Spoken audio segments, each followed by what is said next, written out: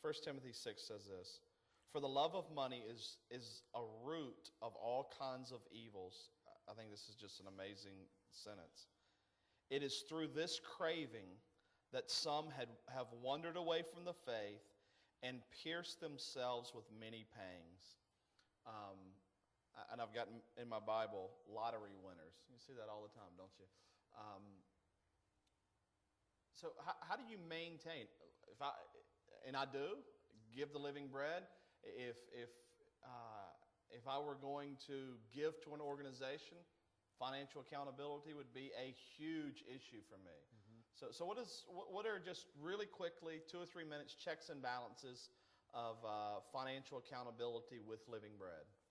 Well, I think we've done a very good job of putting financial accountability in place. Now, my background before I came to know the Lord and before I entered into ministry was in hotel management, and so I had a background in management and a head for numbers, and so this is something that I've got, something that interests me, and so basically what we've set up, I think is probably one of the best accountability networks that you'll find in missions, and I've been told that by other leaders that are involved in mission and would have knowledge of that. But basically, what we have, of course, each church, they're autonomous local churches. They have their checks and balances in their local church. But any monies autonomous, define that. Well, we don't rule the church, or we're not a denomination. We don't have any say-so over. We don't lord over them and use money to control them. They have a pastor and a vision and a mission and leadership in place, and so they lead their church. But any monies that they get from us for ministry, Pastor Maggioli provides the primary level of oversight for those funds. There's a board of directors that he is accountable to. And then we have an independent accountant in Brazil who reviews everything from the churches and reviews everything that Pastor Maggioli is doing.